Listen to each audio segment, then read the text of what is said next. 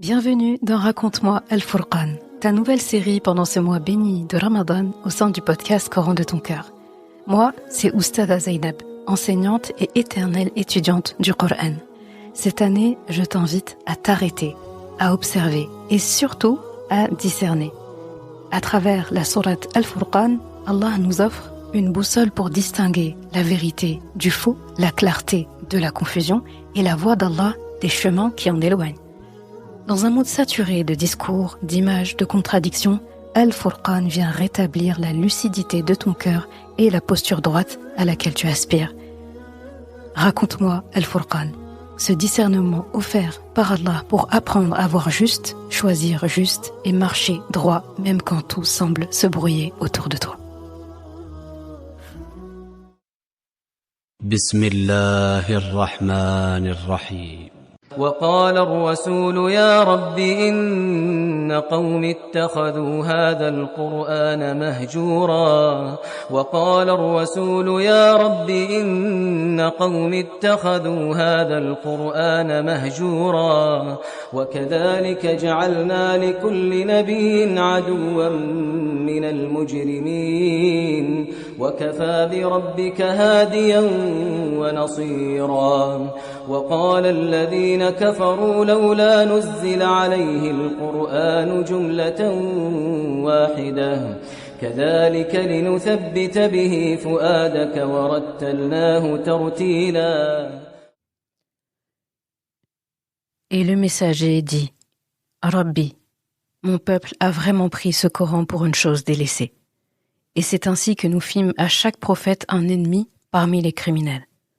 Mais ton Rabb suffit comme guide et comme soutien. Et ceux qui ne croient pas disent « Pourquoi n'a-t-on pas fait descendre sur lui le Coran en une seule fois ?» Nous l'avons révélé ainsi afin de raffermir ton cœur, et nous l'avons récité soigneusement. Surat Al-Furqan, ayat 30 à 32. Assalamu alaikum wa rahmatullahi wa barakatuh. J'espère que tu te portes bien ainsi que tes proches, que ton Ramadan aussi se passe bien. Alors aujourd'hui, on rentre dans l'une des ayats, on démarre aujourd'hui avec l'une des ayats les plus bouleversantes de la sourate, je dirais même bouleversantes du Coran. Je t'avais dit la dernière fois qu'il y a vraiment deux passages dans Surat Al-Furqan qui, en tout cas moi, m'attristent beaucoup par rapport à la remise en question qu'on doit avoir par rapport à notre propre état. Et donc il y avait un passage, c'est justement les discours de certains le jour du jugement qui vont dire si seulement j'avais pas pris un tel comme ami. Et le deuxième passage, c'est celui-là. Et je dirais même c'est celui-là en premier qui me touche le plus. Et il y a l'autre aussi. Et donc, cette aïe, quand on l'entend, ça devrait nous arrêter net. Parce que là, Allah dit, et le messager dira, وَقَالَ الرَّسُولِ. Donc, notre messager, sallallahu alayhi wa sallam, dira, ô mon Rabb, mon peuple a pris ce Coran comme une chose abandonnée ou comme une chose délaissée. Donc, Ya Rabbi, inna qawmi ittakhadhu hadha al-Qur'ana mahjura. Là, les termes, ils sont dits. On ne peut pas dire de quoi il parle. Il a cité le Coran. Et c'est le prophète sallallahu alayhi wa sallam qui parle. Et là où c'est frappant, c'est qu'il dit « mon peuple ». Il n'a pas dit les mécréants. Il n'a pas dit les gens comme ça. Il parle de son peuple. Et nous faisons partie de son peuple. Donc, c'est pas une ayah facile. Donc, là, les savants, ils ont discuté par rapport à ça. Parce que la question, et c'est une question importante, c'est de se demander est-ce que c'est une parole du prophète sallallahu alayhi wa sallam qu'il aurait dit dans cette vie, donc à la Mecque, ou est-ce que c'est une parole qu'il dira au jour du jugement? Et les deux peuvent se tenir parce que là, depuis tout à l'heure, on parle de scène du jugement. On parle d'interrogation qu'Allah subhanahu wa ta'ala va faire aux gens le jour du jugement. Il va demander, donc il va les mettre face à ceux qu'ils adoraient et il va leur poser la question. Et là, vient ça ensuite. Il faut savoir que la majorité des mufassiroun, donc les exégètes, ils disent que il a dit ça ici-bas, c'est-à-dire à la Mecque, dans un moment de douleur, dans un moment où on le traitait constamment de magicien, de fou, de menteur, de plagiat, d'être un poète manipulateur. Et donc on ne se contentait pas à cette période-là de le rejeter. Les gens discréditaient aussi le Coran. Les gens disaient, ce sont que des des incantations, des affabulations, ce sont des délires, c'est des textes qui sont recyclés, où ça vient pas de lui, il se les a fait inspirer par d'autres. Et le prophète sallallahu alayhi wa sallam, dont le cœur, il était entièrement investi dans le salut des gens. C'était sa seule motivation. Il se souciait beaucoup des gens, leur bien-être, leur relation avec Allah.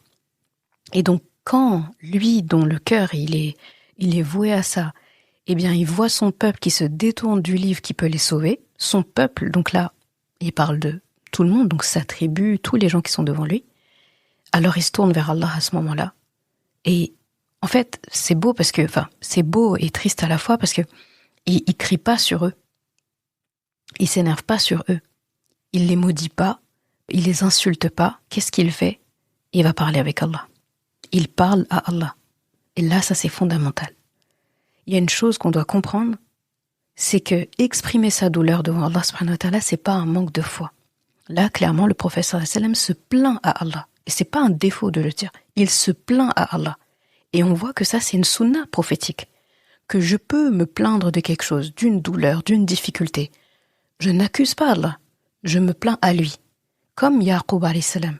Quand il perd son fils, Youssouf alayhi salam, et ensuite il perd son fils, Benyamin. Et que là, à ce moment-là, il dit justement, il pleure en fait. Et ses fils qui disent, mais tu vas finir par mourir en fait à force de pleurer comme ça. Et il dit, innama ashku bathi wa huzni ilallah. Je me plains à Allah des peines que j'ai. C'est clair, ashku bathi. Ashku, c'est se plaindre. Il leur dit, c'est pas à vous que je parle. Je vais me plaindre à Allah. Si je pleure, c'est avec Allah. C'est devant Allah. C'est pas à vous. Je me suis pas plaint à vous. Donc ça, c'est un dalil qui dit que on peut se plaindre à Allah de quelque chose qui nous touche. Et donc, exprimer sa douleur devant Allah subhanahu wa ta'ala, c'est pas un manque de iman. C'est une sunna des prophètes.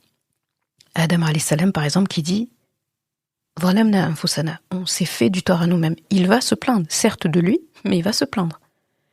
Il y a Nuh alayhi salam aussi qui dit quand il dit que mon fils fait partie de ma famille, quand il doit être englouti par les eaux, il se plaint de quelque chose.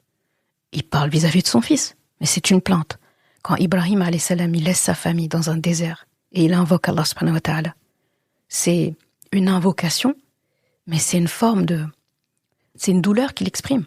C'est pas une plainte au sens de pourquoi je dois les laisser là et tout, mais il exprime en fait sa difficulté, ce qu'il ressent. Il dit j'ai laissé une partie de ma famille ici. On a Yaqub alayhi salam, donc que j'ai cité tout à l'heure, quand il dit que je ne me plains, en plus il dit qu'il se plaint qu'à Allah en fait de sa peine et de son chagrin. Donc sa peine, sa tristesse ancienne quand il a perdu Youssouf alayhi salam et sa tristesse récente quand il perd Benyamin. En tout cas, il les a perdus dans le sens où géographiquement ils sont plus avec lui. Mais bien sûr, ils étaient bien vivants. Et là, le prophète sallallahu alayhi wa sallam, ici, lui aussi, c'est son tour. Là, il dit « Oh mon Rabb », là, il vide son cœur. Il n'est pas ingrat, il ne devient pas ingrat, il manque pas de décence, de révérence, d'humilité. En fait, il reste digne, parce que ce qu'il porte, c'est pas facile. Se faire traiter de tous les noms qu'il se fait traiter, là, on change son nom. Au lieu de l'appeler Mohammed, certains l'appellent Mudhammam, qui est l'inverse de Mohammed. Donc celui qui est loué, Mudhammam, c'est celui qui est maudit. On le traite de poète, de magicien, de menteur, de sorcier, de devin. On lui sort tout et rien. On dit qu'il plagie. Donc il n'y a rien qui va. Et donc c'est son peuple, ça. Tout ça, ça compte parmi son peuple. Alors que c'est des négateurs qui lui disent ça. Et donc il reste digne dans tout ça. Il reste digne, mais ça ne l'empêche pas de parler. Mais il choisit juste à qui il parle. Et là, ça nous enseigne vraiment une belle clé là, c'est que quand notre cœur nous fait mal, faut qu'on aille vers Allah. Quand ton cœur te fait mal, va vers Allah. Et ton cœur, il t'a déjà fait mal. Peut-être qu'en ce moment, il te fait mal pour quelque chose. Peut-être que ça va arriver à l'avenir. Va vers Allah. Moi, en tout cas, je vais aller vers Allah, Inch'Allah. Et on va tous faire ça, bi'idhnillah. Et il dit, je commençais à le dire, Qawmi, mon peuple. Et là, je trouve que c'est stupéfiant. Parce que ces gens l'ont insulté, l'ont attaqué, l'ont humilié, frappé, insulté. Ils ont tué des gens parmi ses compagnons, parmi les musulmans. Et pourtant, il dit « mon peuple ». Certes, mon peuple a pris ce Coran pour quelque chose de délaissé et abandonné. Il dit pas ces criminels-là, ces kuffars-là, ces mauvais-là, ces pervers-là. Il dit pas ces ennemis-là, ces ennemis de l'islam. Il dit mon peuple. Donc il les déshumanise pas. En fait, ils restent investis dans leurs biens, même en se peignant à Allah subhanahu wa ta'ala de ce qu'ils font. Et ça c'est la marque des prophètes, alayhimus salam. Allah, il dit à propos de Nuh, il va parler, il va dire « Oh mon peuple, ya qawmi ». Avec tout ce qu'ils lui ont fait, il dit « Ya qawmi, ya qawmi ». Il y a plusieurs ayats comme ça qui se succèdent où il dit « Ya qawmi ». Allah subhanahu wa ta'ala, il va présenter les prophètes comme étant quelque part les frères des gens de leur peuple. Ils vont pas se sentir supérieurs. Il leur dit vraiment « Je suis un avertisseur, je suis pour vous quelqu'un qui vous veut du bien. Je cherche pas de reconnaissance, de salaire ou quoi que ce soit par rapport à ça. Je ne dis que ce que mon Rabb me dit. Je le fais pas par intérêt. » Et dans Surat At-Tawbah, le prophète sallallahu alayhi wa sallam, donc Allah lui dit « Il souffre de ce qui vous fait souffrir. » Donc, il est soucieux de vous. Ce qui le touche, vous touche. En fait, le prophète sallallahu alayhi wa sallam, il ressent la perte des gens. Et c'est ça, en fait, notre héritage à nous, dans notre religion. C'est la rahma. C'est pas la vengeance. La vengeance, c'est pas notre ADN. C'est pas la vengeance, c'est pas l'arrogance religieuse aussi, ça que c'est un vrai fléau dans notre communauté. C'est pas le tri des gens, entre les gens, les dignes et les indignes. Et au nom de quoi? On va trancher et on va discerner les gens comme ça c'est pas du Furqan. Ça, c'est arbitraire. Et c'est pas de la rahma. Donc nous, on veut pas ça. Notre héritage, c'est la rahma. Et on continue dans la ayah. Là, maintenant, arrive la partie centrale. C'est qu'il dit pas simplement « ils ont abandonné le Coran ». Et il dit « ils ont pris ce Coran » comme une chose abandonnée. Et là, ça change tout. Parce que là, il y a une première nuance. Ils ont pris. « ittakhadhu » هذا القرآن. Donc en arabe, cette construction-là, donc ils ont pris, ittakhadhu, ça veut dire que c'est pas un oubli qui est passager. C'est pas un petit oubli. C'est pas ils ont abandonné un peu. Non. C'est pas une négligence aussi qui est ponctuelle. Là, il dit que c'est devenu une posture. Ils ont adopté une posture de gens qui délaissent le Coran. Ce Coran, pour reprendre exactement ces termes. Donc c'est devenu une politique. C'est devenu comme un mouvement, en fait. Et ils ont décidé de traiter le Coran comme quelque chose qu'il faut ignorer. Et ils ont fait ce choix d'une manière délibérée, un choix qui est structuré comme ça. Et là, il y a la deuxième nuance, toujours, dans cette ayah, c'est quand il dit « ce Coran », donc « هذا القرآن », « هذا », ce Coran-là. Donc Allah utilise un pronom de proximité, « ce Coran », et pas « le Coran » là-bas. Donc c'est comme si on le voyait, on a l'impression quand on entend cette ayah qu'il est en train de pointer et dire ce Coran-là, mon peuple l'a pris pour quelque chose de délaissé, l'a pris pour une chose abandonnée. Et celui qui est là, c'est quelqu'un qui est accessible. Quand il dit ce Coran, c'est une manière de dire il est là, donc il est accessible, il est sous leurs yeux, il est aussi dans leur langue, il est compréhensible, il est clair, c'est un Furqan. En plus, on est dans Surat Furqan. Donc, il faut voir le Coran avec ce regard-là. Et ici, il faut réaliser quelque chose, c'est que les Arabes de l'époque, ils comprenaient chaque nuance de la langue. Donc, chaque subtilité linguistique, là, nous, on les apprend, eux, ils maîtrisaient déjà. Et donc, chaque rhétorique, chaque figure de style, ils les voient tout de suite, ils entendaient tout à l'oreille. Et malgré ça, ils détournaient les gens en disant « n'écoutez pas ». Donc il disait لا تسمعوا لهذا القرآن. Dans le Coran, Allah dit ça. لا تسمعوا لهذا القرآن والغوا فيه. Donc ne l'écoutez pas et faites du bruit par-dessus. Quand le Coran est récité, faites du bruit au-dessus. Pourquoi il disait ça? Ça met la puce à l'oreille. Tout simplement parce qu'ils savaient que s'ils écoutaient, leur cœur allait basculer vers le Coran. Ils savaient que l'entendement humain, s'il a compris les nuances du Coran, s'il maîtrise la langue arabe bien et il entend le Coran, ce serait idiot de ne pas être touché. On va être touché. Donc qu'est-ce qu'ils font ? Finalement, c'est un geste désespéré. Ils savent tellement qu'en fait c'est chaud, les gens vont entrer en masse dans le Coran s'ils savent. Donc ils disaient La tasma'u li hadha al-Qur'an walghaw fihi. N'écoutez pas ce Coran et faites du bruit. Laro, faites du bruit, dites des choses inutiles, faites du brouhaha, faites vraiment du bruit par-dessus ce Coran-là. Comme ça, les gens ne l'entendent pas. Donc ça, c'est quand même mesquin. Et là, il y a un point juridique qui est intéressant.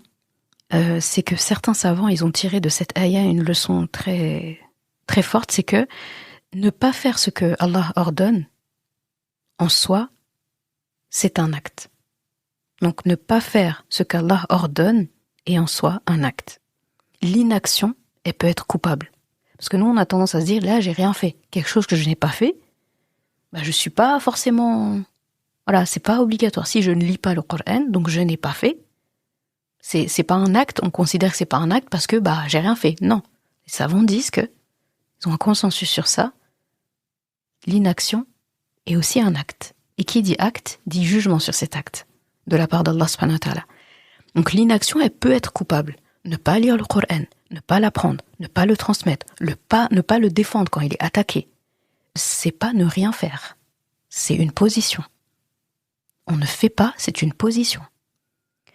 Donc le Coran, ailleurs, il blâme ceux qui ne s'opposent pas au mal, qui ne prennent pas position contre le mal. Ne pas empêcher le mal. Quand on en a la capacité, c'est une faute. Il y a un hadith du prophète sallallahu alayhi wa sallam quand il dit, quand on voit quelque chose qui est blâmable, eh bien, il faut essayer de le changer. فَلْيُغَيِّرْهُ. Il faut le changer. Donc d'abord par un geste. بِيَدِهِ. فَإِنْ لَمْ يَسْتَطِعْ فَبِلِسَانِهِ. فَإِنْ لَمْ يَسْتَطِعْ فَبِقَلْبِهِ. Et il dit وَذَاكَ أَضْعَفُ الْإِيمَانِ. Donc la personne, quand elle voit quelque chose de blâmable, donc qu'elle le corrige par sa main. Qu'elle agisse, qu'elle fasse un geste, qu'il y ait quelque chose, une action en fait. La main, c'est pas seulement physiquement, c'est une action. Je me retrousse les manches, je fais quelque chose. S'il ne peut pas, parce qu'il y a des situations où on peut rien faire. On peut pas, en tout cas, agir. On peut pas faire d'action. Il dit alors par la langue. Il faut le condamner verbalement. Là aussi, il y a des règles. J'ai fait un épisode sur ça d'ailleurs. La manière dont le professeur Sam, il pouvait condamner, corriger sans humilier. Donc je t'invite à l'écouter. C'est un épisode de Prophète de ton cœur. Il dit, et s'il ne peut pas, alors, il le fait dans son cœur. Et ça veut dire faire des invocations, ça veut dire y penser, ça veut dire trouver des solutions au maximum, etc. Et il dit, et ça, c'est le minimum de la foi, en fait. C'est le minimum syndical. C'est plus que ça, normalement, qui est attendu. Et donc, du coup, ne pas prendre position contre le mal, c'est une position. Et ça, là-dessus, on est tous concernés. Maintenant qu'on regarde ça avec ce regard-là, on se dit, parce que quand on lit cette ayah, on pourrait se dire, le prophète Hassan, il parle des mécréants parmi son peuple. Ok. Et on peut ne pas se sentir visé. On se dira, oui, il y a des gens qui laissent le Coran comme quelque chose de délaissé. Et là, si on creuse bien, on se dit, mais cette ayah, elle parle aussi peut-être de moi. Hein. C'est pas peut-être, elle me vise. Elle me vise pour que je me remette en question.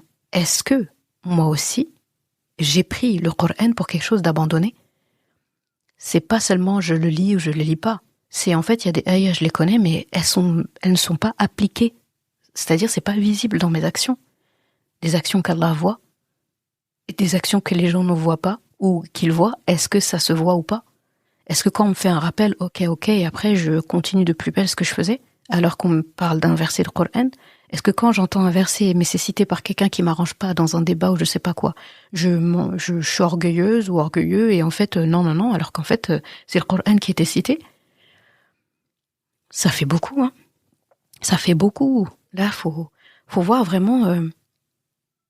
Cette ayah, faut la voir comme un miroir. Moi, cette ayah, quand il s'agit du Coran, c'est un miroir devant moi que je vois et je me dis, Zainab, où tu te trouves par rapport à ça ? Il faut se la poser à chaque fois qu'on traverse cette ayah. Elle est pas facile. Cette ayah, psychologiquement, moralement, émotionnellement, spirituellement, elle n'est pas facile.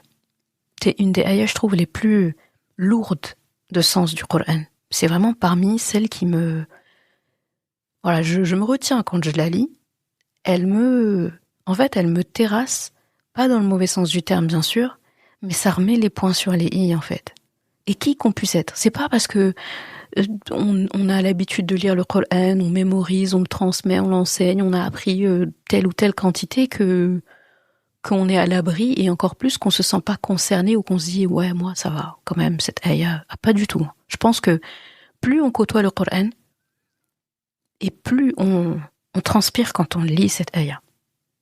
C'est paradoxal, mais c'est bon signe déjà. Et c'est comme ça que ça doit être. Donc, comme je disais tout à l'heure, ne pas empêcher le mal quand on en a la capacité, c'est une faute. Voilà pourquoi cette ayah, c'est un miroir. Et il ne parle pas seulement des Quraysh, je pense que tu as compris. Là, il nous demande clairement, la question qui est posée dans cette ayah, la question rhétorique, si on devait poser une question, c'est quel est mon rapport avec le Coran ? Quel est mon rapport à ce Coran qui est accessible, qui est là, et il est encore plus accessible aujourd'hui, parce qu'il est accessible au monde entier, sous toutes ses traductions. Combien de tafsirs, anciens, contemporains, il y a, combien de cours, combien de gens qui seront en capacité de l'expliquer, de le transmettre. On n'a pas d'excuses en fait. Ça nous amène à la ayah 31, où Allah subhanahu wa ta'ala, donc il poursuit et il répond au prophète sallallahu alayhi wa sallam. Et il dit, ainsi avons-nous désigné à chaque prophète des ennemis parmi les criminels. Donc c'est pas un accident, c'est pas un échec, c'est pas un signe qu'on fait mal. Là, c'est une constance prophétique. Chaque prophète a eu des opposants. Tous les prophètes ont eu des opposants. Allah subhanahu wa ta'ala, il parle au pluriel d'ailleurs, un pluriel majestueux. Donc nous avons assigné à. Pourquoi ? Parce que là, l'épreuve élève. L'épreuve là, qui est mentionnée, elle élève la personne qui est éprouvée. Et là, c'est un prophète. Donc, on voit l'opposition. L'opposition, elle renforce les convictions. Elles vont venir aussi rendre plus clair l'identité. Elle vient purifier l'intention et augmenter la récompense. N'est-ce pas ? Et les premières générations, elles ont été testées. Et c'est ça qui a forgé leur foi. Et Allah subhanahu wa ta'ala, il va rassurer immédiatement en disant « Ton Rabb suffit comme guide et comme secours ». Donc la guidance, elle vient de lui. L'aide, elle vient de lui. Et c'est pas nous qui sauvons les gens. Ça, c'est quelque chose d'important à comprendre ici. Nous, on transmet. Là, au prophète sallallahu alayhi wa sallam, il disait « Tu transmets ». Précisément. Nous aussi, après, on doit transmettre ce que le prophète sallallahu alayhi wa sallam nous a transmis. Donc Allah dit que c'est lui qui guide. Donc il dit, toi tu transmets, Allah guide. Et attention, il peut faire sortir le vivant du mort, mais aussi faire sortir le mort du vivant. Il n'y a qu'Allah qui a cette capacité-là. Yukhrijul hayya min al-mayyit wa yukhrijul mayyita min al-hayy. La guidance, c'est la propriété de personne. Quand il parle de ça, donc cette ayah, qu'il fait sortir le mort du vivant, etc., c'est des ayahs qui parlent de la guidance, qu'il n'y a que Allah subhanahu wa ta'ala qui a cette capacité-là. Donc les ennemis, en gros, si on devait résumer cette ayah, les ennemis font partie du plan. L'opposition fait partie du plan. Cette épreuve fait partie du plan. Et ça va venir renforcer encore plus l'identité, renforcer encore plus le prophète qui transmet ça, etc. Ensuite, on a la ayah 32, qui parle d'une question qui est posée, donc encore une autre objection, des mécréants qui disaient, donc les mécréants disent, pourquoi le Coran n'a-t-il pas été révélé en une seule fois ? Et Allah répond, كَذَلِكَ لِنُثَبِّتَ بِهِ فُؤَادَكَ وَرَتَّلْنَاهُ تَرْتِيلًا. Donc afin de raffermir ton cœur, et nous l'avons récité soigneusement. وَرَتِّلِ الْقُرْآنَ وَرَتَّلْنَاهُ تَرْتِيلًا. Donc là aussi, il se répète. Rattal, tartil, c'est la même racine. C'est comme s'il dit, nous l'avons récité d'une récitation soignée. Donc là, le Coran, il n'est pas tombé en un bloc, ça on le sait. Il a été descendu sur 23 ans. Et pourquoi ? Donc là, il y a plusieurs raisons. Donc c'était pour accompagner les épreuves des musulmans à l'époque. C'était pour répondre donc aux événements. C'était aussi pour légiférer les choses progressivement. Donc on voit que les règles ont été établies petit à petit. Le hijab, par exemple, n'est pas arrivé dès le début de la révélation, c'est arrivé même après. On parle de 15 à 18 ans après le début de la révélation, donc c'est clairement pas tout de suite, et en plus c'était à Médine, donc pas à Mecca.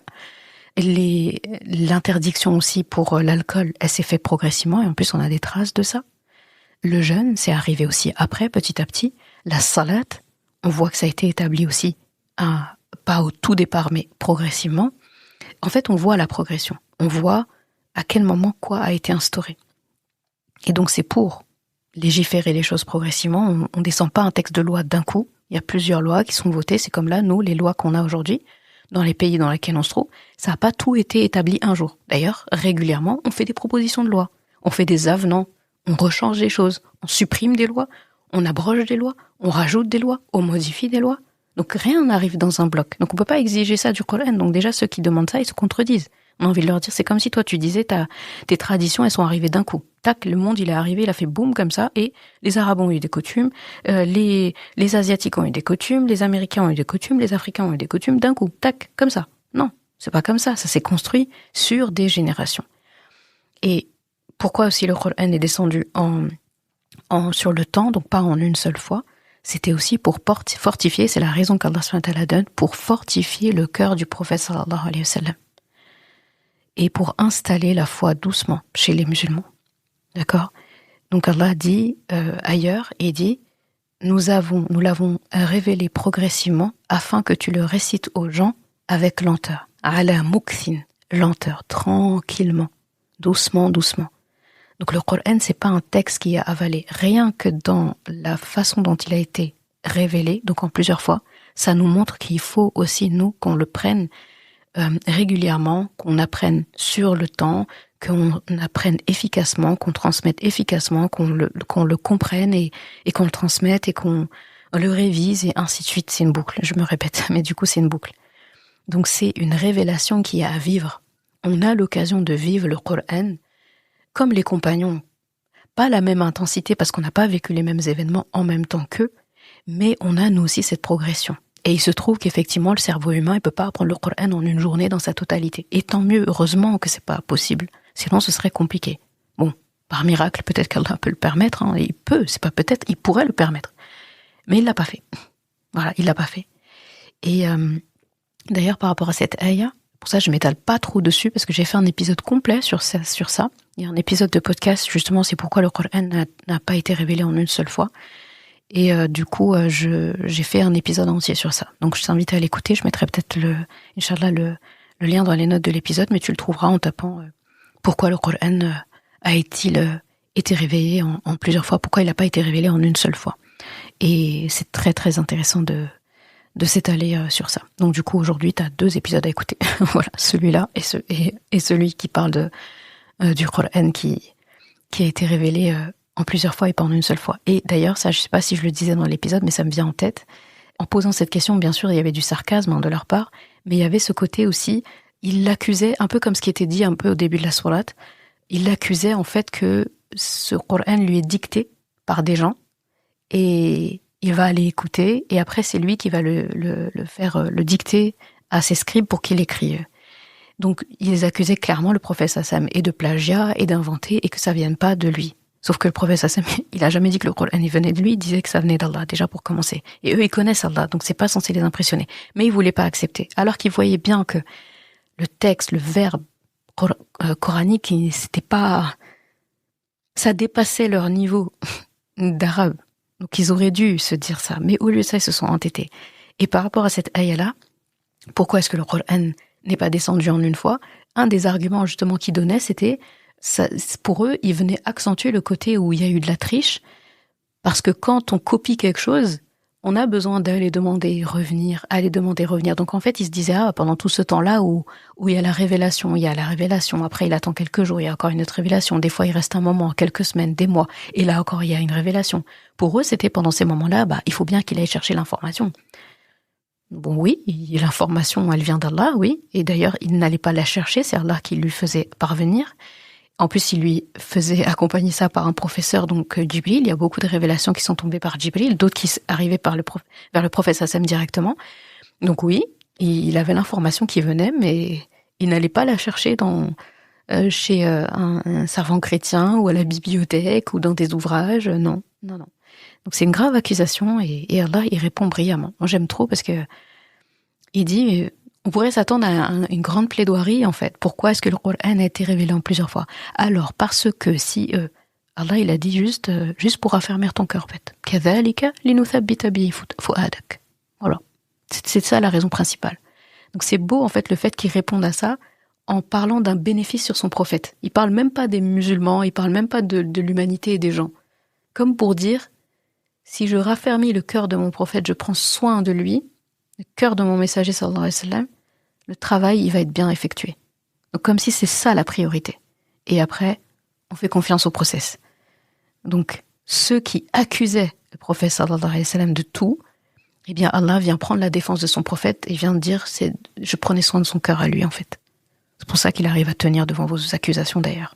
Donc vraiment très intéressant. Je m'étale pas plus parce que j'ai fait tout un épisode sur ça, donc je te laisse aller regarder, Inch'Allah. Alors, on conclut ce passage, il nous met vraiment face à 3 réalités. J'en ai énuméré 3. Déjà d'une, c'est que le prophète sallallahu alayhi wa sallam, il aime son peuple. Vraiment, il aime son peuple. Donc même quand il se plaint d'eux, dans sa façon de parler de son peuple, on voit qu'il les aime. Pour Allah, c'est sincère. Ensuite, abandonner le Coran, c'est un choix qui est grave, même s'il est fait en silence en fait. Même si c'est silencieux, c'est un choix qui reste grave. Et pas sans conséquence. C'est pas le genre de truc où on se dit c'est moi, la foi c'est dans le cœur, au moins ça affecte personne, je dérange personne. Non. Plus il y a des gens qui délaissent le Coran dans la communauté, et plus ça crée un danger pour tout le monde. Parce que celui qui délaisse le Coran, il n'agit pas par rapport au Coran. Et celui qui n'agit pas par rapport au Coran, il fait forcément des injustices. Et les injustices, on les commet envers les autres. Donc, faut s'inquiéter d'une société où il n'y a plus trop de Coran qui s'applique.